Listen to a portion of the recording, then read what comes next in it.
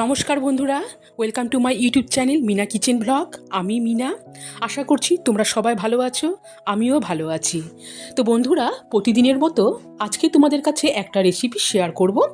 এই রেসিপিটার নাম হচ্ছে আনন্দ নাড়ু, যেটা তোমরা কম বেশি সবাই জানো। আর এর টেস্ট বলার মতো নেই, অপূর্ব খেতে। আর আমরা এই নাড়ুটি যে কোনো মাঙ্গলিক অনুষ্ঠানে, শুভ অনুষ্ঠানে করে থাকি।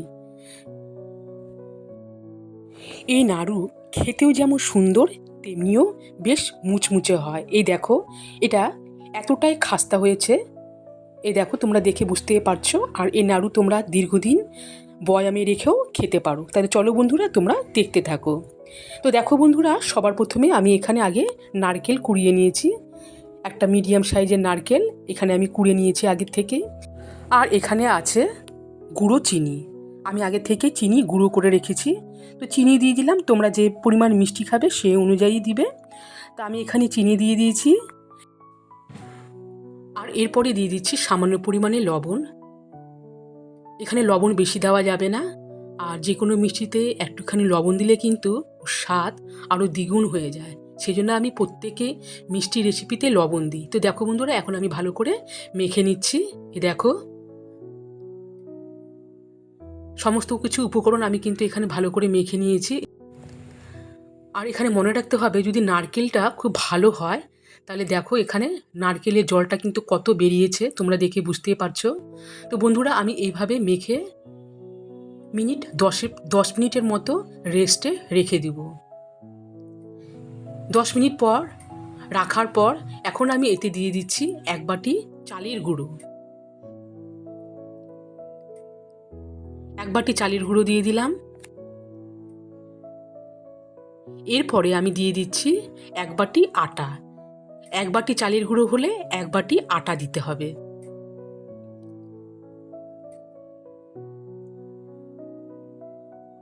আর এরপরে দিচ্ছি, দেখো বন্ধুরা, এখানে কিন্তু তিল আছে, তো আমি হাফ বাটি তিল দিয়ে দিলাম। এরপরে এখন আমি সমস্ত কিছু উপকরণ ভালো করে মেখে নিব। তো মাখতে মাখতে আমি এখানে তোমাদের কাছে একটা কথা শেয়ার করি। দেখো বন্ধুরা, নারকেলের জলের পরিমাণটা যদি এখানে ভালো হয় তবে মাখানোর প্রসেসিংটাও কিন্তু খুব ভালো হবে।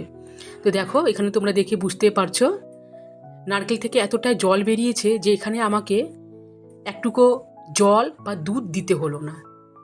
দেখো, আর তোমরা যদি এইভাবে করো, যদি নারকেলের জলের পরিমাণটা কম হয় তাহলে হালকা করে তোমরা উষ্ণ গরম দুধ দিয়েও মেখে নিতে পারো। তো দেখো বন্ধুরা, আমার কিন্তু এখন এইটা মাখানো হয়ে গেল। এই দেখো, বেশ সুন্দর আমি মেখেছি। এখানে আমি কিন্তু কোনো জল বা দুধ ইউজ করিনি। তো দেখো বন্ধুরা, এখন আমি ঢাকা দিয়ে রেখে দিব প্রায় 20 মিনিটের মতো। সো গাইস, আমি 20 মিনিট পর ফিরে আসবো।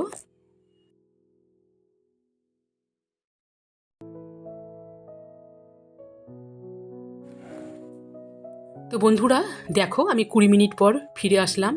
আর ডোটাও কিন্তু কতটা সুন্দর করে আমি মেখে নিয়েছি, তোমরা দেখে বুঝতেই পারছো। এখন আমি এখান থেকে একটা একটা করে ছোটো ছোটো করে লেচি করে নাড়ুর আকারে গড়ে নিব। তো আমি এখানে একটু বড় সাইজেরই করছি, যেহেতু হাতে সময়টাও খুব কম। তো তোমরা যদি চাও নাড়ুর সাইজটা ছোট করে নিতে পারো। তো দেখো বন্ধুরা, সমস্ত আকারেই আমি এখানে গোল করে নিলাম। এই দেখো,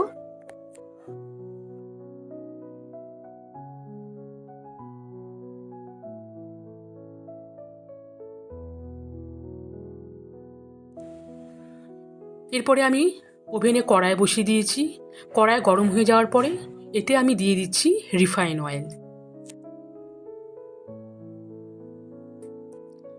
তেল দেওয়ার পরে এখন আমি তেল গরম হওয়ার অপেক্ষায় থাকবো। তো বন্ধুরা দেখো, তেল কিন্তু গরম হয়ে গেছে, মিডিয়াম আছে আমি রেখে দিয়েছি। তো আমি আগের থেকে সবগুলো নাড়ু দিয়ে দিলাম না, প্রথমে আমি একটা দিয়ে নাড়াচাড়া করে দেখছি যে নাড়ুটা ফেটে যায় কি না। সেই জন্য আমি আগে একটা দিয়ে দিলাম আগের থেকেই। এরপরে আস্তে আস্তে আমি বাদবাকি নাড়ুগুলো দিয়ে দিচ্ছি।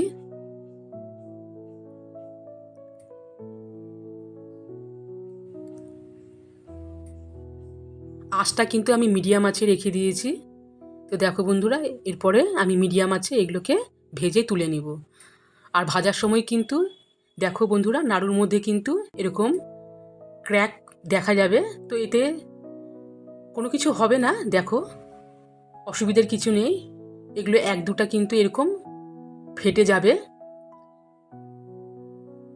তো বন্ধুরা দেখো, আনন্দ নাড়ু হয়ে গেল। আমি এখন তুলে নিচ্ছি। এরপরে যেগুলো বাদবাকিগুলো আছে সেগুলো আমি ভেজে তুলে নিব।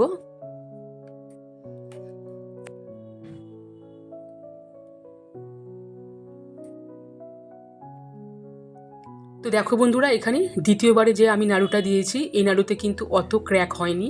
তোমরা দেখো এখানে। তো এগুলো ভাজা হয়ে গেল। এখন আমি এগুলোকে তুলে নিয়ে সার্ভ করব।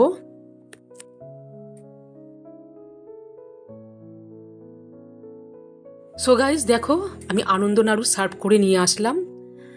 যে কোনো মাঙ্গলিক অনুষ্ঠানে তোমরা আনন্দ করে এই নাড়ুগুলো বানাতে পারো, আনন্দ করে খাবে এবং আনন্দ করে তোমরা অন্যদেরকেও খাওয়াবে। তো আশা করছি আমার এই রেসিপিটা তোমাদের ভালো লাগবে অবশ্যই। আবারও এরপরে কোনো এক রেসিপি নিয়ে তোমাদের সামনে হাজির হয়ে যাব। সবাই ভালো থেকো, সুস্থ থেকো।